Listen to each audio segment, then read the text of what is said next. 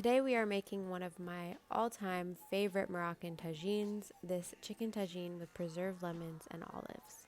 While the flavor is better when you make this in a tajine, you can also do this using a Dutch oven or heavy-bottomed pot.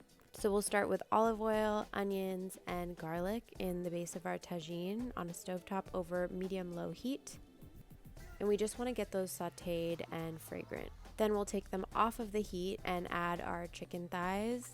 And from here, it's time to build lots of flavor. So I'm going in with parsley and cilantro that's both minced.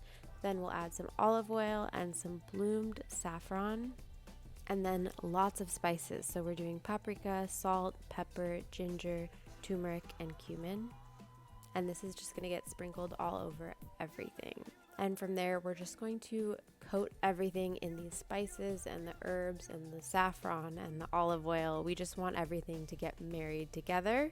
And once that chicken feels coated evenly, you can just arrange it over the bed of the onions and the garlic.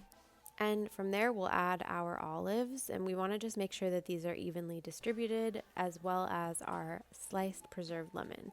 Now, if you are using a preserved lemon that you can't slice neatly like this, you can just mince it up and sprinkle it over the top. It will be just as delicious, I promise. Now, the final step is just to add a splash of water to help create that sauce that we all know and love. And then you'll cover your tajine or pot, and we'll add it to the oven and bake until the chicken is cooked through and that sauce is luscious and beautiful and looks something like this. Now in Morocco, we usually serve this with bread, but you could also serve it over a bed of couscous or however you like it, really.